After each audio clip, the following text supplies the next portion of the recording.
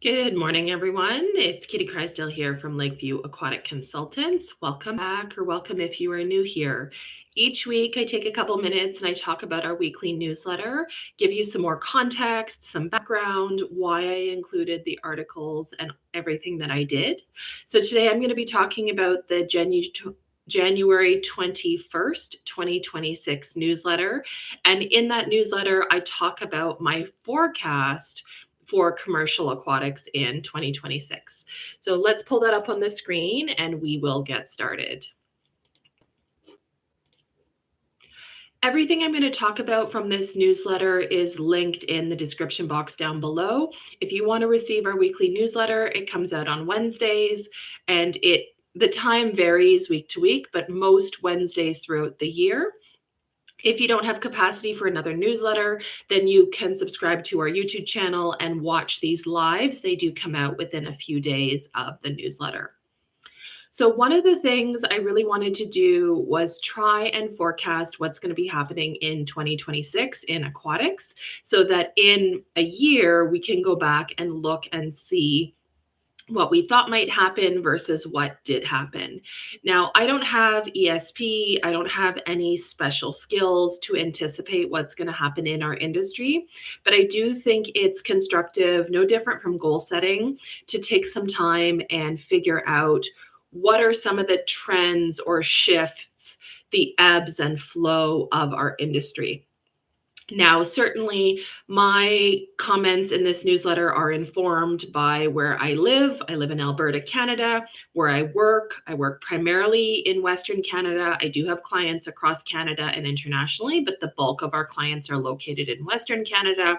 And then obviously, I can't be completely impartial because I'm only seeing certain segments of the population in our client work, as well as in my ongoing interactions with all of you through social media, through text, calls, emails, that sort of thing.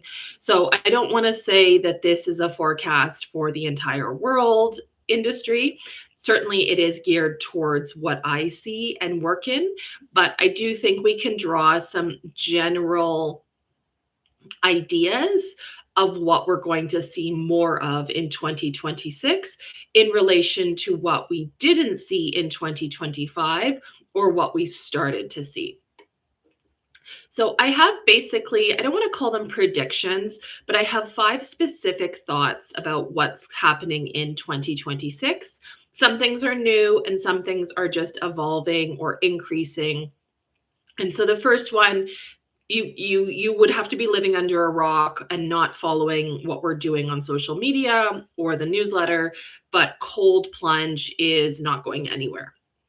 The number of projects that I continue to hear from, both in a professional capacity in terms of them reaching out for assistance, whether it is in an ancillary capacity, so someone else I know is doing the install, doing the plumbing, the mechanical, someone is asking questions about the usage of these facilities.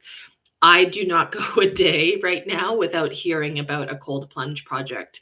Now, speaking to my friends who live in other provinces and US states, it might not be quite as voluminous, for example, in Florida or Ontario or Texas, but at least in Western Canada on the prairies, where we don't have as many lakes or rivers that you can cold plunge in, cold plunge tubs are here to stay. Like they're developing everywhere.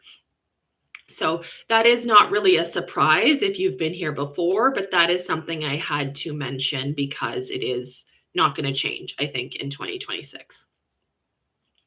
The second thing I think that is starting to shift a little bit from 2025, but more in 2026, is we are moving away from this bifurcation of things as standard versus non-standard or irregular.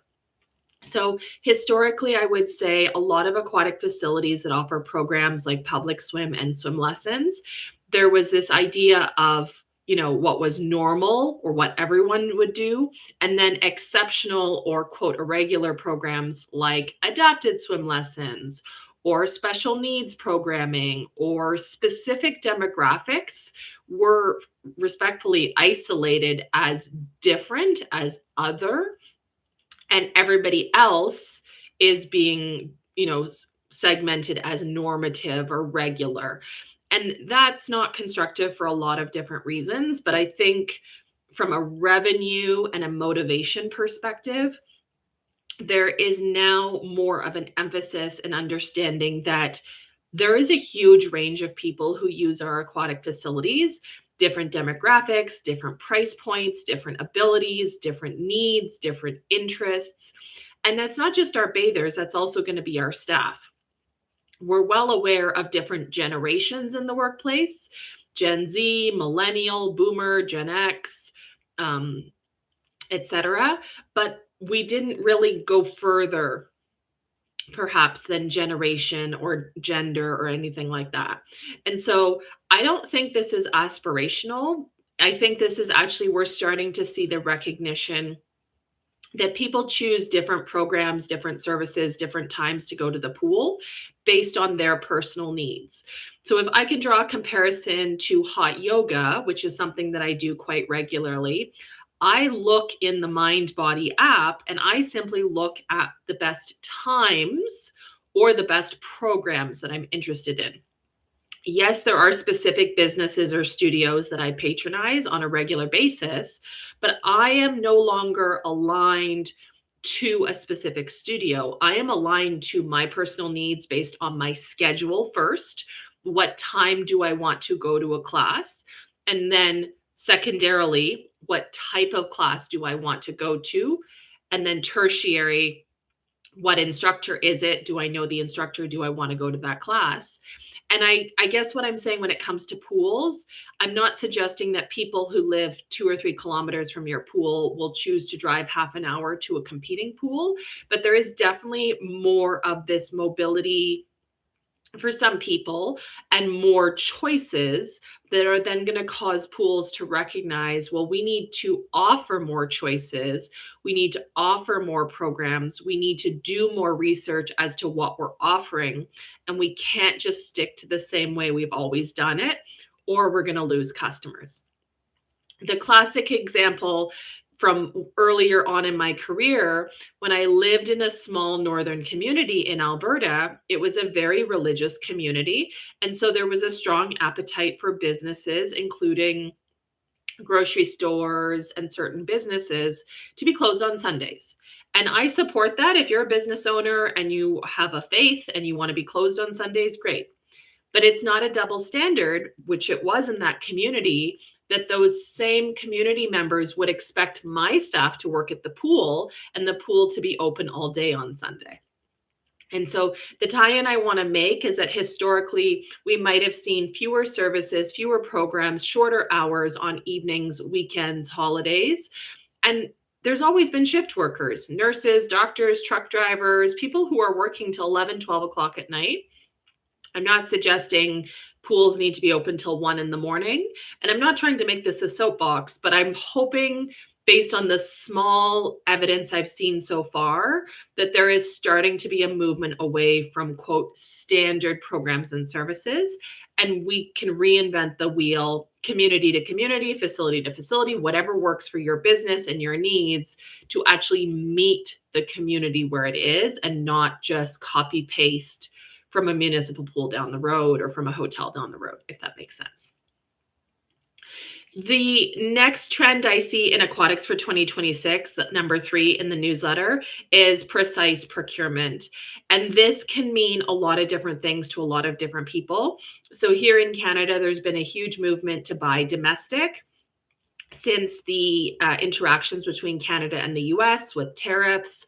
Every time I go to the grocery store, or every time I go to any store for that matter, bookstore, local business, the number of products that are flagged Canadian, or the way the store is showcasing products that are made, assembled in Canada, that's not for everyone. It's not a priority for everyone.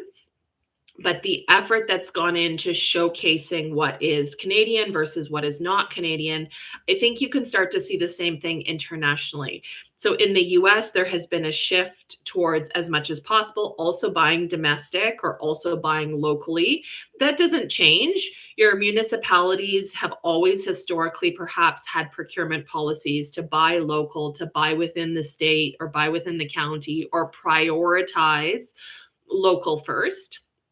But the shift that I'm starting to see now is people really looking deeper into their purchase, into whether it is ethical considerations. So, somebody who may choose not to purchase from an Israeli company or Israeli software because of their personal opinions about the war with Hamas, or whether there is a situation where somebody is choosing a software company where their servers are housed in Europe as compared to maybe the United States, or people who may have strong opinions about Amazon or any sort of large monopoly, where people have decided, for example, the Tesla shift in 2025, where people are interested in electric cars, but they don't necessarily want to appear to be endorsing Elon Musk's behavior.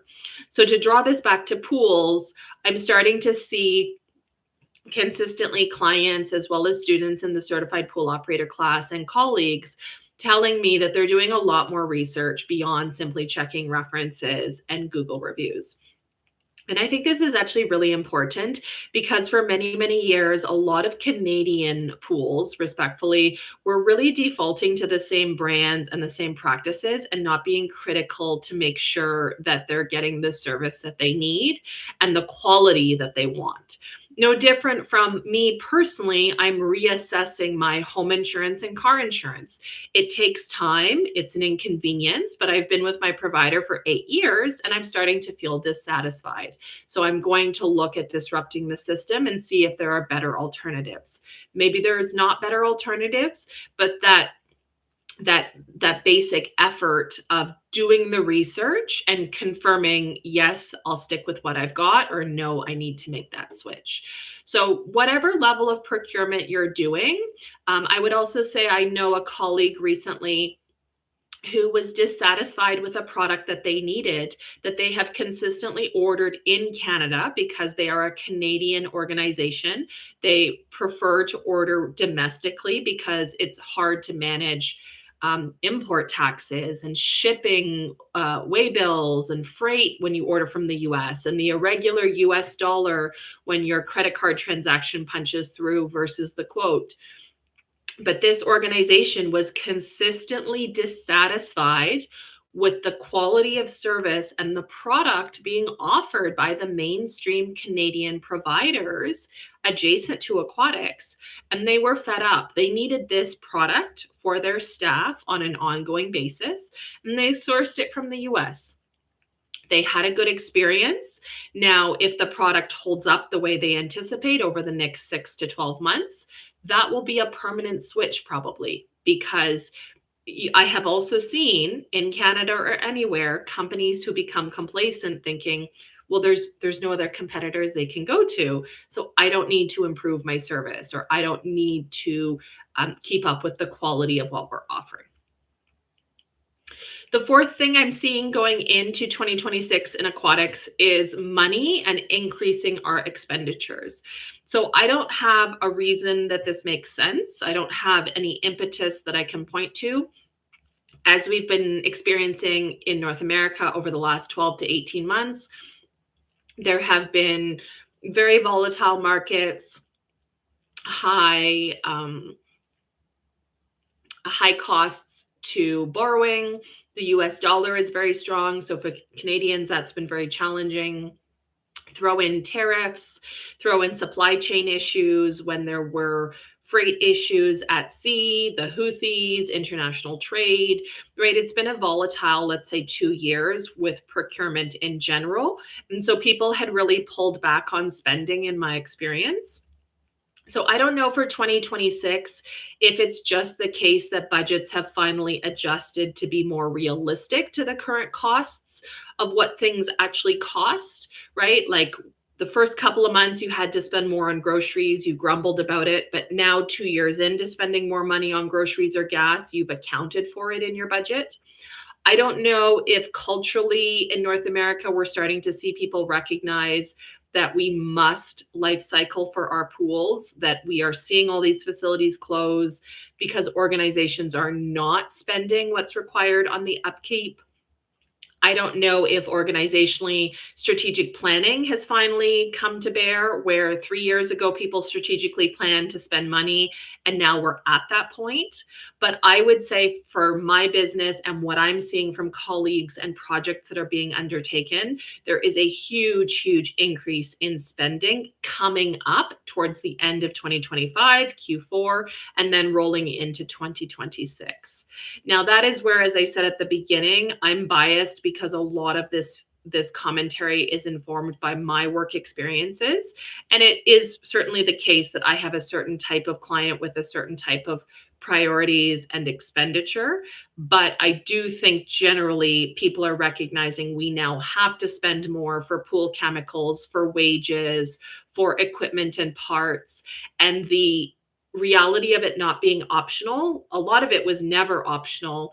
But I remember a few times in the last few years, people have tried to price match on something critical like drain covers or suction outlet fittings, which is not something that I would ever recommend that somebody try and save money on, or water testing chemicals, right? Saving money is going to cut off your nose to spite your face in terms of the quality of your pool operations.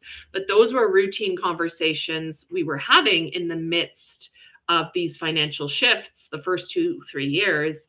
And now all of a sudden it feels like people are just ready to spend.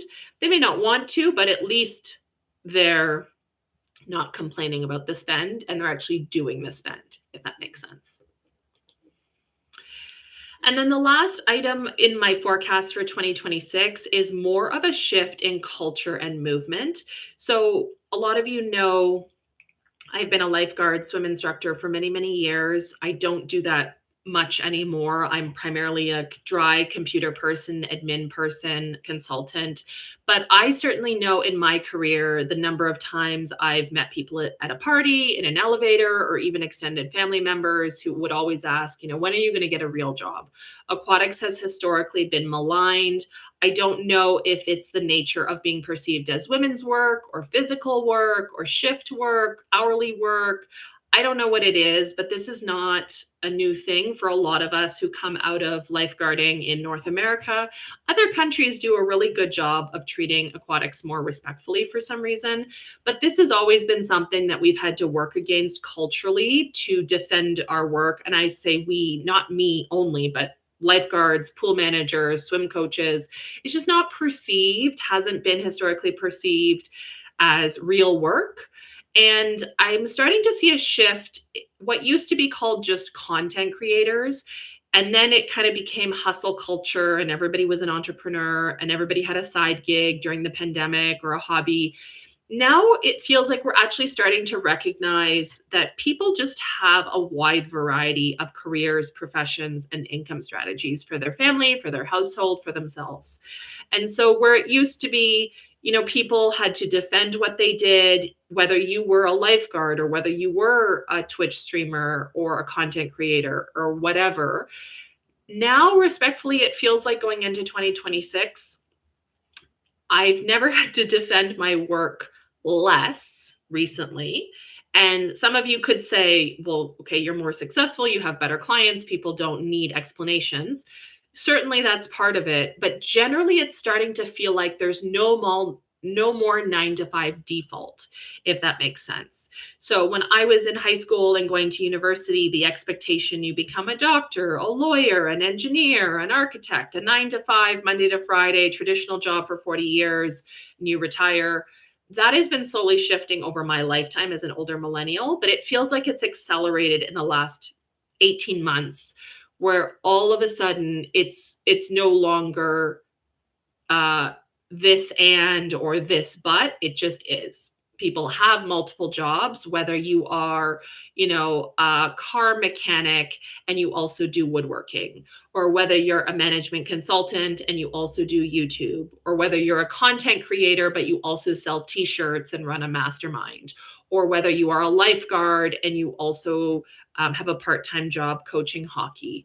The variety of career lived experiences hasn't changed, but the degree to which culturally and socially it feels like it's more acceptable has, in my opinion, and that has trickled to aquatics being more respected indirectly, let's say. And I think this is such an important thing because we love what we do, a lot of us, but it's hard when you go to a dinner, family dinner, or you go to a reunion, or you go to some sort of event and you have to defend, well, yeah, I'm a pool manager, or I'm a maintenance guy, or I'm a service tech. It shouldn't be so judgy, and it feels like it finally isn't. Let me know in the comments below if you agree with any of these shifts or my forecasting for 2026. It could not apply where you are. You could think I'm completely off base, but do let me know in the comments below because I'll be very interested to see when we get to the end of 2026. I could be completely wrong. We will just have to see how the next 12 months pan out. Second half of the newsletter is always going to be a couple of useful links as well as news stories. So one of the links I have in this week's newsletter, those of you in municipalities in Canada may be familiar with CCOHS, which is the Canadian Centre for Occupational Health and Safety.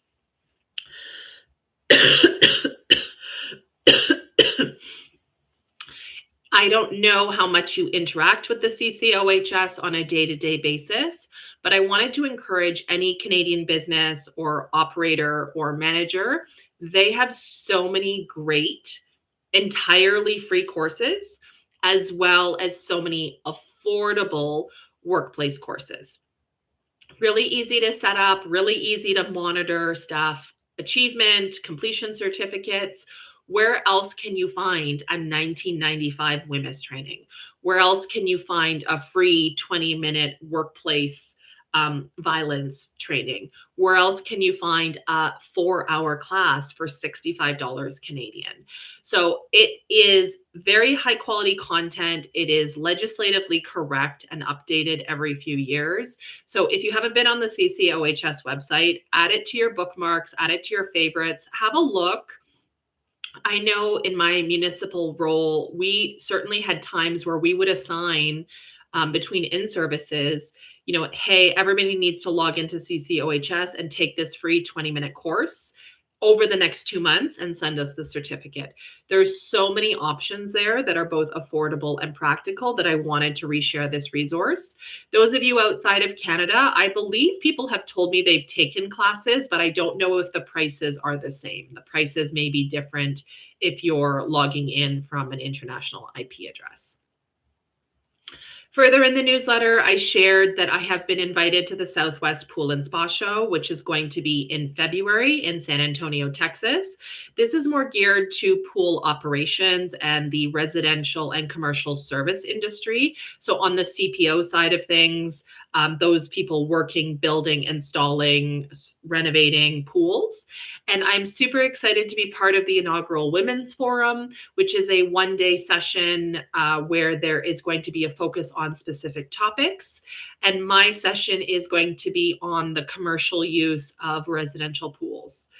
If you followed me for a while, you know I have strong opinions about the big players in this sphere in terms of the legislative, the risk management, all of the issues associated with people making money on their residential domestic pools.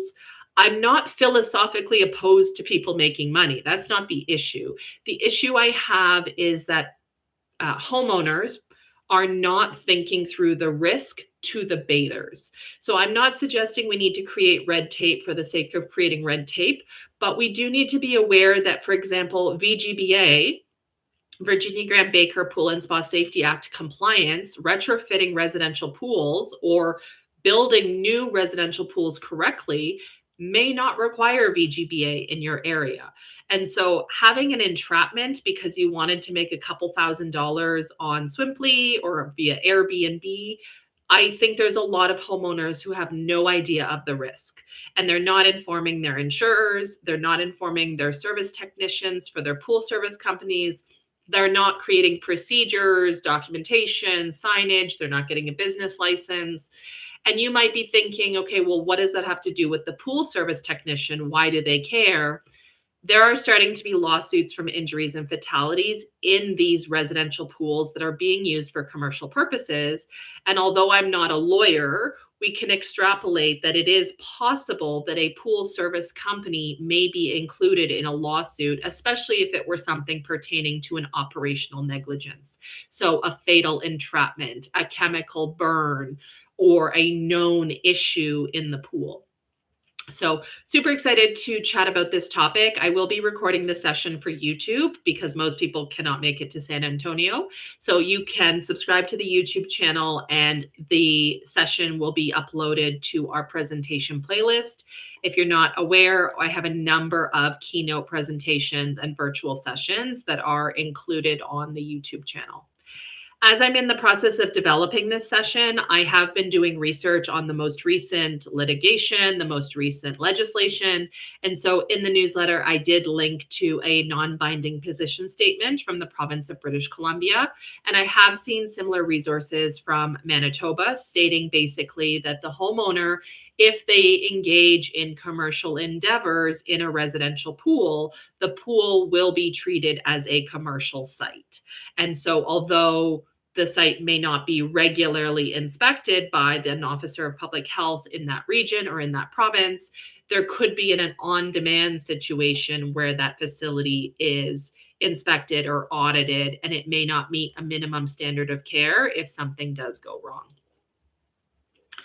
Our January certified pool operator class next week has sold out, and registration for our next monthly Zoom certified pool operator class is ongoing. We also in 2026 are offering every few months, roughly quarterly, a CPO Fusion program, which is the 8 hours of self-paced modules followed by 1 8-hour day on Zoom. This is a great option for those of you with very restricted work schedules, those of you who might work shift work and just can't get the time off, or even people who are more diligent in, they want more time to work their way through the content outside of a classroom setting. So, quick reminder that a lot of our classes do sell out or they fill at least a week before. So, as I always recommend to people, do not wait until the last minute. If you know these dates are the best for you, please do register. We get a lot of frantic calls. People think that they can register the night before, 2 days before, and that's just not the reality because we do have to ship materials to your location. I do understand that life happens, emergencies happen, and we will work with you as best as we can at the last minute if we can fit you in. For example, this week we had a wait list for the January class and there was some movement. People had to transfer, people had personal situations, they had to defer their enrollment, and we were able to squeeze in people from the wait list last minute. But something to keep in mind if you manage a team or you yourself need the certified pool operator training, please keep an eye on the schedule and register in advance of the dates that work best for you. To round out today's video, we have some news articles at the bottom of the newsletter. I will say this week, they're not very substantive. They are more kind of fluffy topics.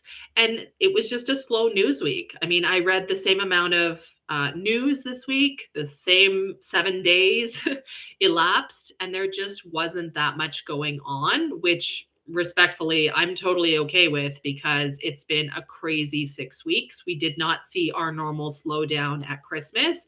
It just pretty much carried through to January. So maybe that slowdown is now going to happen into February, which I would love.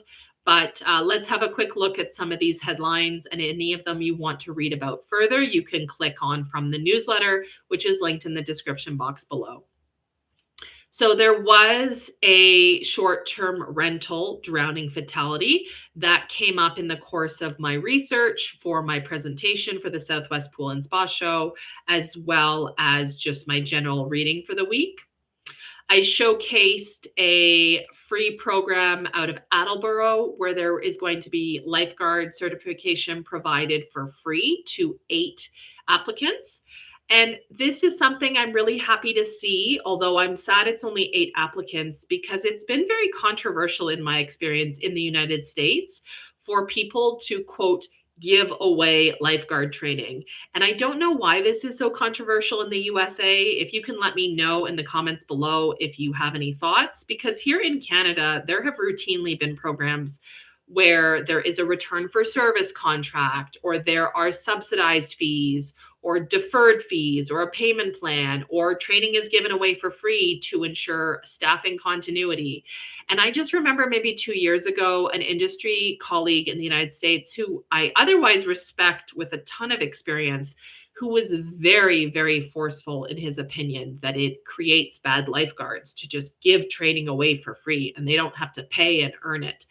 And I don't feel that way. I think there's a lot of reasons that people can't afford training, they can't do training. I know my mom still talks about the thousands of dollars. It was probably like $1,500 she spent on my bronze medallion, bronze cross, standard first aid, CPRC, swim instructor, water safety instructor, AED certification, national lifeguard. Yes, it cost money, but look at the career that I've had. However, that comes from a place of privilege that we had that money, and not everyone has that money or that time. And so I really want to see more organizations doing this. I think this is a model we see in other countries as well. So please let me know why it's so controversial, or if you disagree, why do you disagree that it shouldn't be done? There was an article out of Maine regarding a number of children who were sickened at a pool due to unaddressed violations. This is an article that I shared just because it's important for people to understand that just because you have violations and you don't address them doesn't mean nothing else will happen. So what I'm trying to say here is that I routinely see aquatic facilities in Alberta where they have violations that are listed on the provincial pool facilities website, because we have public disclosure here in Alberta, and you may have public disclosure in your state or county where you can go online and see violations at a pool, no different from a restaurant or a nail salon or a tattoo parlor that's been inspected and has health code violations. But I routinely encounter properties here in Alberta who have violations and they do nothing to fix them, which is a business decision and their prerogative until the health inspector comes back to chase them. But then I like this article because it shows that the bathers, the users, the guests, if they get injured or there's something that they disagree with, there's also the recourse for them to seek civil action. So I think this is an interesting thing to think about, because it creates another layer now. Not only should you be fixing violations because the health inspector told you to, but also, literally, practically speaking, is this something that somebody could get hurt over and sue you for? We're not very litigious in Canada, and I find, unfortunately, that sometimes creates a culture of complacency. We'll fix it when we fix it. Well, no, you could actually hurt somebody and they could sue you. Also this week, the Palo Alto drowning fatality in the swim club practice, that was apparently already settled. That was the case where allegedly the lifeguard was in jeans and on the pool deck for 6 hours without a break. Very early 2000s in my experience, when lifeguarding was a lot more lenient with these types of groups. So we don't know the terms of the settlement, but I'm sure the information was damning enough that they settled very quickly. I shared an article about boomers staying in their jobs longer as Gen Z struggles to break into work. This is not a new topic. Anybody who's been managing a team for a number of years knows that it started roughly in 2020 with disagreements. And so how do boomers interact with millennials and Gen Z in the workplace? And then now that's evolved to high cost of living and older people who can't afford to retire. They're staying in their jobs longer. There are people who may have retired during COVID prematurely because of the conditions. They didn't want to go to work.